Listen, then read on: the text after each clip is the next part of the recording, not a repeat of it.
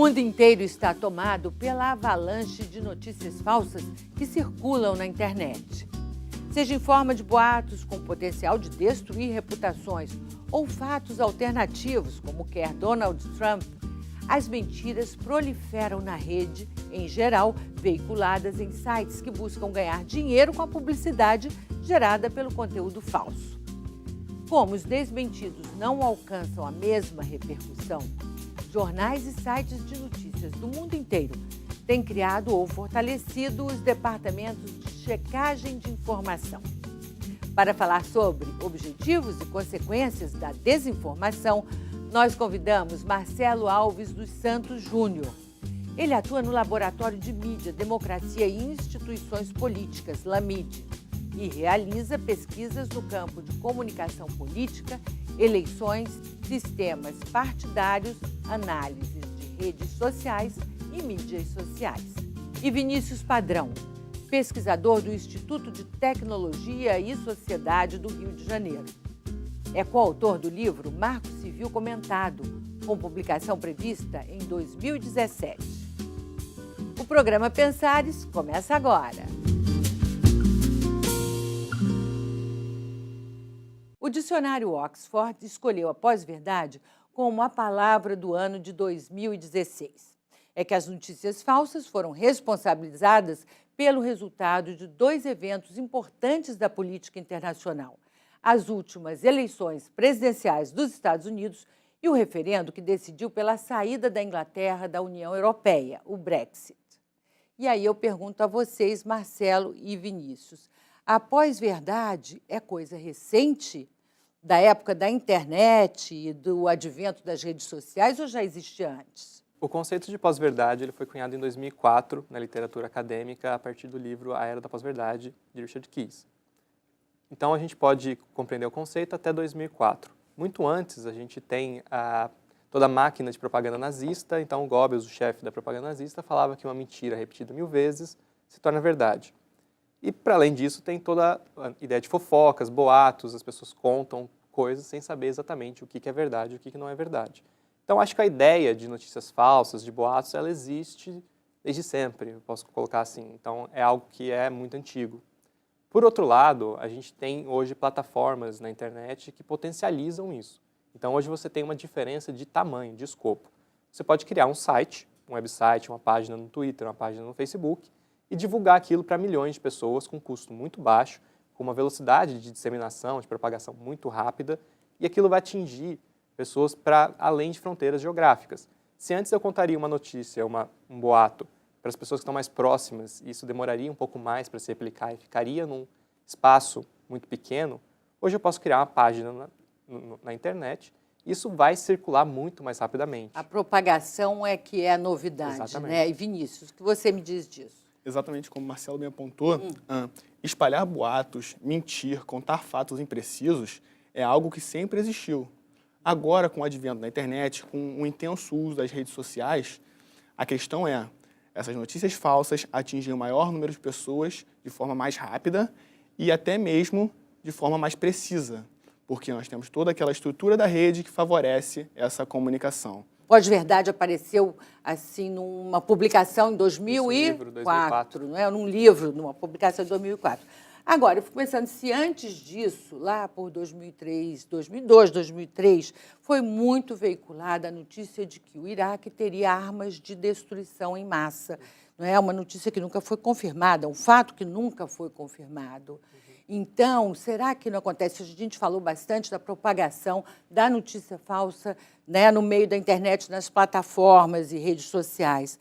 Agora, será que isso não sempre existiu na própria imprensa dita séria? E aconteceu, destruíram um país, o Iraque, né, por conta de uma notícia falsa. É exatamente isso. A gente tem que entender que existem tipos de notícias falsas e sempre existiram. Se hoje em dia estamos discutindo com mais vontade as notícias falsas com o intuito de ludibriar as pessoas, nós também não podemos perder a atenção do segundo tipo de notícias falsas, que são aquelas notícias circuladas por meios de comunicação tidos como que possuem uma reputação razoável e espalham boatos em larga escala, como talvez tenha sido o caso do Iraque em 2002, 2003, Nós também temos aquelas meios de comunicação, tanto na internet quanto até antes mesmo do advento da internet, os meios de comunicação que compartilhavam notícias de forma imprecisa. Eles manipulavam os dados que eles queriam exibir. Eles tinham toda uma gama de dados, mas eles mostravam ao leitor somente uma parte deles. E por fim, que é uma quarta categoria, são as categorias humorísticas, de que, como um número grande de páginas no Facebook fazem isso, eles fazem humor com situações hipotéticas. Nesse caso, o problema é quando essa notícia, essa informação que está sendo vinculada é tirada de contexto. E acontece frequentemente com quem não tem uma boa educação digital. Por exemplo, é muito comum você ver em seu Facebook uma pessoa com uma educação tradicional muito grande, um mestrado, um doutorado, compartilhando notícias de humor, de sites de humor, mas eles não conhecem aqueles sites, eles não verificaram a procedência daquelas notícias, eles não verificaram o intuito daquele site. Não percebem que está se fazendo brincadeira ali, que é humor? Exatamente. Algumas pessoas não percebem. Que é uma ironia, às vezes. Ironia é uma das coisas mais difíceis de serem percebidas, sabia? E você, Marcelo? Hoje a gente, com a internet e toda a velocidade da vida cotidiana, a gente muitas vezes não tem tempo para checar notícias. E a quantidade de fontes hoje que a gente recebe de informação, então a gente segue páginas no Facebook, segue amigos que compartilham links, a gente é bombardeado por informação praticamente o tempo todo, por fontes que a gente não sabe de onde vem, por links novos. Então, é bastante interessante essa tipologia que foi colocada, porque a gente não cai naquela dualidade, então, de achar que tudo que sai na imprensa é verdade, tudo que sai na internet é mentira. E não é exatamente assim. Então, a gente vê notícias falsas sendo construídas também na imprensa. Também porque na o jornalismo é um processo de seleção. séria, né, tradicional. E olha só, a desinformação, ela está sendo assim usada como arma para influenciar eleições no mundo todo. Isso é uma preocupação muito grande na Europa, com os pleitos deste ano, principalmente na Alemanha e na França, não é isso? O combate às notícias falsas, nesse caso, de influenciar eleições, como influenciaram nos Estados Unidos, que pode acontecer de novo esse ano, seria um caso de política de segurança nacional? Bom, eu entendo como um caso de segurança nacional e como um caso de política, sim. Porque se a gente tem a internet, você pode criar uma página no Facebook e começar a alimentar aquela página, seja de forma orgânica, seja de forma paga, para atrair seguidores. Então, imagina que a gente consegue ter uma página com 1 milhão de seguidores. Aquela página sistematicamente começa a disseminar notícias. Então, uma das informações que circulou foi que o Trump teria sido apoiado pelo Papa. Obviamente, essa notícia pode ser certamente criticada e falada que não é verdade, porém, essa notícia teve mais de 1 milhão de compartilhamentos, ou seja, ela circulou bastante e muitas pessoas acreditaram nessa notícia. Então, como que você pode influenciar a produção de notícias, seja dentro dos Estados Unidos ou fora, construir um veículo de notícia, e aquilo pode mudar a opinião das pessoas, pode influenciar a opinião pública das pessoas. Então, isso é, com certeza, um problema político e de segurança nacional. Eu acho, entretanto, embora eu concorde que seja um problema, eu acho que a maneira que esses países europeus estão tratando o assunto atualmente não é a abordagem mais correta. Você tentar criminalizar ou até mesmo sancionar as redes sociais para fazer essa espécie de controle do que é falso e o que não é algo perigoso e algo que, eventualmente, em última instância, pode acabar ferindo o direito à liberdade de expressão. Como bem disse o Marcelo, realmente, as notícias como Papa apoiando Donald Trump, Hillary Clinton vendendo armas para o Estado Islâmico, receberam milhares e milhões de visualizações e de compartilhamentos. Mas, além disso, é importante ter em mente que as consequências não são só virtuais. Elas podem, sim, influenciar os resultados de eleições, como também elas podem levar ao cometimento de atos terroristas.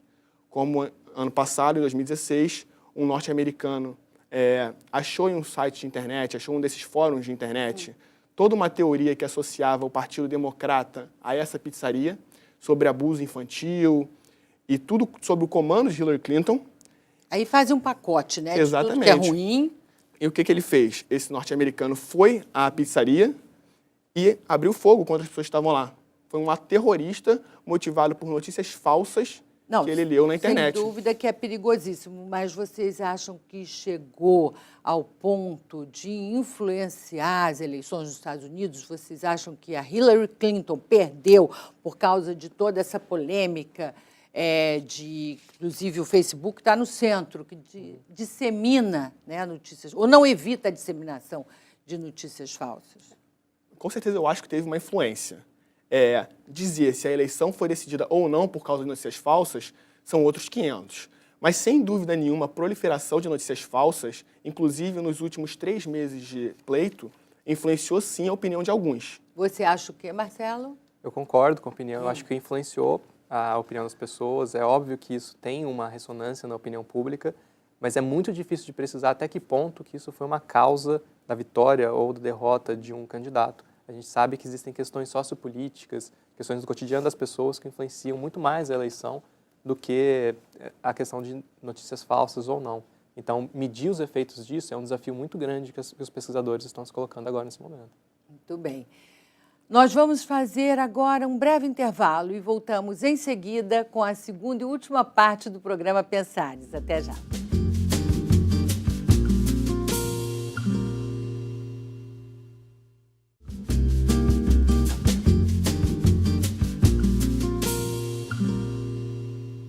Este é o programa Pensares. Nosso assunto hoje é a pós-verdade, a epidemia de desinformação que atinge o mundo todo. A Alemanha, por exemplo, está preparando uma ofensiva contra notícias falsas nas redes sociais. É uma espécie de projeto de lei que prevê multas de até 50 milhões de euros para empresas como o Twitter e o Facebook, caso eles não apaguem as mentiras e discursos de ódio publicados em suas plataformas. Aí eu pergunto para vocês acreditam que essas sanções pecuniárias, fortes multas, podem impedir, ou pelo menos, essa avalanche de notícias falsas? Olha, eu acho que é preocupante a gente colocar o governo como a principal fronte de ataque às notícias falsas. Essa ideia de decidir o que é mentira e o que é verdade é algo preocupante e algo perigoso até.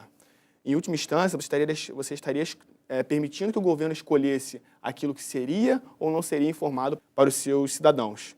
A ideia aqui ao invés de irmos numa linha regulatória, de uma linha do direito, poderíamos usar outras formas de combater a fake news. Seja, como o próprio Facebook anunciou que vai fazer a partir desse ano de 2017, parcerias com sites de checagem de informações para que, quando uma pessoa visualizasse uma notícia no Facebook, aparecesse um símbolo do lado dizendo que aqueles fatos foram verificados e, portanto, eles são ou confiáveis ou não confiáveis. A ideia de a ideia de sancionar as redes sociais é perigosa, porque a quantidade de informações que tem na rede é muito grande. Então, para você fazer esse controle, necessitaria uma espécie de prévia observação por parte, eu não gosto de usar o termo censura, mas seria uma prévia observação por parte das plataformas do que está sendo dito e do que não está sendo dito. É muito mais importante nós trabalharmos com uma educação digital, com o hábito do cidadão de reportar para essas plataformas conteúdos que eles consideram ofensivos, danosos ou até mesmo mentiras. Que aí, uma vez que esses conteúdos estejam em desacordo com os termos de uso daquela plataforma, os responsáveis, os administradores, poderão tomar as medidas cabíveis. E essa é exatamente uma das pautas que estão nas 7 medidas do Facebook contra a proliferação de notícias falsas. Marcelo, você concorda com o Vinícius? Concordo totalmente com o que ele falou. Eu acho que o caminho da regulação e de você fazer uma certa seleção prévia do que pode ou não ser notícias falsas ou pós-verdade, dá um poder a agentes reguladores que a gente não sabe exatamente quais são ou como funcionam. Então, o Facebook não libera, o Twitter não libera quais são os requisitos ou como funciona o algoritmo de seleção deles, de entrega de informação. A gente não sabe. E esse é um órgão internacional que está influenciando aqui no Brasil ou em outros países. A gente não sabe exatamente como funciona. E a gente está dando poder para quem regular o que é notícia falsa ou o que é pós-verdade ou o que é verdade. Quais são os atores que entrariam e a partir de quais critérios? Se não existe critério ou um mínimo de consenso nem dentre os acadêmicos do que é uma notícia falsa ou não e de como atuar em relação a isso, Eu acho extremamente preocupante também você colocar esse poder na mão Você vai do delegar esse governo. poder a uma empresa, ao governo. Exatamente. Uma notícia popular nas redes sociais, ela rende muito dinheiro em propaganda para essas plataformas, né? E muito dinheiro mesmo. Tem, assim, no Brasil mesmo tem uma que consegue R$100 mil por mês, só com a propagação de notícias falsas. R$100 mil por mês, se no Brasil. Agora, você imagina pelo resto do mundo. Então, como vai ser controlado isso? Porque o dinheiro geralmente fala muito alto, né? Geralmente mais alto. É exatamente essa a ideia. A própria estrutura da rede favorece a proliferação de notícias falsas. E desde os primórdios da internet foi assim. Se antigamente as mídias tradicionais usavam as manchetes chamadas de clickbaits para que você entrasse nas páginas deles, hoje em dia as pessoas que fazem essas notícias falsas, que têm seus próprios sites de notícias falsas, aprenderam que elas também conseguem ganhar dinheiro com isso. Porque a remuneração advinda de anúncios, ela não está relacionada exatamente ao conteúdo que você está disponibilizando, mas sim a quantidade de acessos que aquela página tem. Eu acho que um dos caminhos possíveis e que pode ser olhado com algum cuidado é também responsabilizar esses anunciantes. Então, a partir do momento que a gente consegue identificar um canal como um produtor sistemático de notícias falsas e que ele não faz nada além disso, e existem uma série de canais nesse sentido, a gente pode também responsabilizar quais são os anunciantes, porque eu acho que existe uma responsabilidade do anunciante quando ele coloca o conteúdo e ele paga para que seu conteúdo seja exibido naquela plataforma. Então, ele tem também que compreender qual que é a accountability desse meio. Eu acho um pouco perigoso essa ideia de você tentar responsabilizar as pessoas. Ninguém gosta de notícias falsas. Mas até que ponto realmente as notícias falsas violam o direito à liberdade de expressão? O combate às notícias falsas, ele deve sempre preservar e salvaguardar a diversidade dos discursos. Embora as pessoas tenham ali um canal sistemático no qual ela produz notícias que podem ser mentirosas, que podem ser imprecisas, que podem ser boatos, ela não estaria esse direito abarcado pela liberdade de expressão garantida constitucionalmente a ela? Sim, com Mas certeza. olha só, segundo o estudo de Joseph Kane e Benjamin Boyer, da Universidade da Califórnia, publicado no Jornal da Associação Americana de Pesquisa Educacional, pouco importa se a notícia é falsa ou verdadeira. Quanto mais ela confirmar nossas opiniões pré-concebidas sobre algum assunto, maior é a probabilidade de acreditarmos nela, assim como nós rejeitamos ou costumamos rejeitar argumentos que contrariam nossas crenças arraigadas. Para vocês, essa não seria uma dificuldade separar crenças pessoais, né, de fatos objetivos? Porque eu acho que nós estamos falando exatamente disso. Sim, com certeza. Nossas crenças pessoais vão influenciar aquela escolha que você falou. Ninguém gosta de notícia falsa. Até que ponto ninguém gosta? Existe a noção de bolha ideológica, ou de bolha de circulação de informações na internet. Então, quando você está assistindo um programa televisivo, aquela grade é feita por pessoas que filtram conteúdo e apresentam aquilo, a chance de você receber um conteúdo que você não concorda é um pouco maior. Já, por outro lado, no Facebook, no Twitter, você pode escolher minimamente, selecionar as suas ligações, as suas conexões. Então, se eu não concordo com o ponto de vista de esquerda ou de direita, eu posso simplesmente bloquear pessoas que compartilham conteúdos e não seguir aqueles conteúdos. Então, teoricamente, você pode selecionar e construir a sua recepção, o seu consumo, sua dieta de informação, de uma forma bastante ideológica. E aí acaba que você reforça bastante a sua opinião, porque você só vai receber informação com aquilo que você já previamente concorda, e você não consegue ver o ponto discordante. Então, isso é um ponto extremamente interessante para se perceber que é importante você ouvir, produzir e ouvir opiniões, fatos que são apresentados com diferentes olhares, diferentes ângulos de apresentação da notícia. Toda essa discussão que você propôs agora se relaciona ao que discutimos no início do programa, sobre a pós-verdade. Exatamente como o Marcelo falou, as pessoas já têm as suas crenças, o que elas querem ler. Então, isso reflete na rede social delas. Elas só vão ter amigos que compartilham as mesmas crenças, elas só vão querer ler notícias que reafirmem aquilo que elas pensam previamente. Então, discutir isso remete novamente ao assunto da pós-verdade, a As pessoas querem ler aquilo e assim, e no momento que elas se defrontam com uma manchete que expresse aquilo, que expresse as suas concepções, elas não vão verificar a procedência dos fatos. Porque para ela basta acreditar naquilo. E basta que qualquer mídia, seja ela tradicional ou não, seja ela um blog de pequena expressão ou um tweet, reafirme aquilo. Tem toda essa noção de pós-verdade envolvida e foi exatamente esse o ponto que o Marcelo abordou muito bem e que eu acho que é muito importante.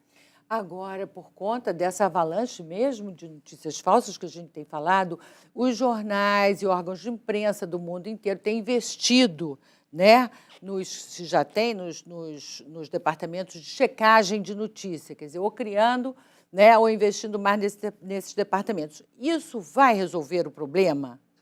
Há condição de essas empresas checarem mesmo, conseguirem bloquear um discurso de ódio, coisas que prejudicam muito a vida hoje no planeta em todos os sentidos? Em alguma medida, esse serviço de checagem de notícia, ele é sensacional, ele é fantástico, porque a gente consegue ver durante um debate, por exemplo, tem uma agência checando o debate, vendo, não, esse candidato aqui, esse ponto não está fundamentado em política pública, em dados, isso aqui é muito mais um achismo, uma distorção do marketing que foi criado ali naquele debate. Por outro lado, o fluxo de informação hoje é muito grande, então é impossível, humanamente impossível você checar tudo que sai, tudo que circula no Twitter, no WhatsApp, o fluxo é muito rápido. Então, eu acho extremamente louvável essas iniciativas, elas têm que ser quanto mais reforçadas. Por outro lado, a gente também tem que pensar em outras iniciativas para tentar dar conta desse amplo ecossistema de informação. E o desmentido nunca alcança, né, a mesma expressão do boato, de um discurso de ódio. A partir do momento que foi feito o dano na imagem, depois você reconstruir e reparar aquilo é muito difícil. E qual é a grande dificuldade, Vinícius, desses órgãos de checagem de informação? Eu acho que a grande dificuldade deles é a quantidade de informação que eles teriam que lidar. Eu não acredito que seja humanamente possível que eles verifiquem exatamente tudo que sai em rede social, tudo que sai no Facebook, tudo que sai no Twitter. Acredito sim que eles desempenham um papel muito importante, inclusive, dentre as 7 medidas anunciadas no Facebook, uma delas foi o anúncio de parcerias com essas empresas de checagem de fatos. Então, sim, é importante, mas resolver o problema não vai. Até porque, como a gente já reforçou aqui, essa proliferação de notícias falsas sempre existiu. Tá certo. Agora, como nós, cidadãos comuns, podemos nos proteger de acreditar e de compartilhar boatos e notícias falsas nas redes sociais? Existem pesquisas bastante interessantes, principalmente aqui do Rio de Janeiro, professora Alessandra Aldé, sobre comportamentos e hábitos de consumo de informação. E ela define alguns tipos. Existem diferentes tipos de pessoas, como ela consome informação. E ela fala de ávidos e assíduos, que são pessoas que não vão ler só um veículo, ele vai ler 5 veículos, vai comparar notícias. Existem pessoas um pouco mais que minimamente recebem notícia de um veículo, não tentam checar aquela informação. E eu acho que esse caminho de pensar como que a gente pode ter uma literacidade, uma pedagogia da mídia é bastante interessante. De ensinar as pessoas a checar notícias, a lidar com a mídia cotidianamente é bastante interessante. Concordo com o Marcelo quando ele diz que a educação é um fator chave. Não falando aqui de educação tradicional, porque nós vemos pessoas muito qualificadas que compartilham notícias falsas na internet, mas sim de educação digital. Uma educação para a mídia, educação digital. Saber usar a rede e saber como usar a rede é muito importante. E eu acho que essa é efetivamente a única forma de combatermos fake news. Seja ensinando as pessoas a checar a veracidade dos fatos, como o Marcelo bem falou, seja ensinando as pessoas a reportarem aquele conteúdo para os administradores da página, para que aí eles tomem as medidas devidas. A educação digital é o principal ponto e ele tem que vir antes mesmo de qualquer tentativa governamental de controlar ou regular o que se é dito na rede. E como é que pode ser aplicada essa educação digital? Como você imagina ela? O direito tem muita força, mas mais força do que o direito tem a pressão social entre os pares. O que eu quero dizer com isso? É a comunicação entre as pessoas. Tem essa frase muito marcante, publicada pelo jornal The Guardian, que diz o seguinte: amigos não deixam amigos compartilhar notícias falsas. Justamente isso, a comunicação, você chegar para o seu colega que publicou uma notícia no Facebook, que você sabe que é falsa, Porque você abriu a notícia e você viu que não tinha nada que estava escrito na manchete e falar: pô, meu querido, você não quer conferir a procedência dos fatos? Eu acho que essa notícia é mentirosa. E aí o controle entre pares, entre amigos, entre colegas, ele funciona de uma forma muito interessante, porque também existe o contrário. Então, existem estudos que mostram que se eu não concordo com uma informação, as pessoas brigam durante a eleição, ela vai lá e corta o relacionamento. Não, eu não concordo com você, você vai lá e rompe a conexão, o relacionamento. Acho que esse é um caminho oposto do que a gente deveria ir, de entendimento e de tentar encontrar um chão comum, um acordo entre essas visões diferentes. Muito bem, o programa Pensares termina aqui. Eu agradeço a presença dos nossos convidados. Obrigada, Marcelo Alves. Obrigada, Vinícius Padrão. Obrigada também a você que está em casa pela sua atenção. Um grande abraço e até a próxima.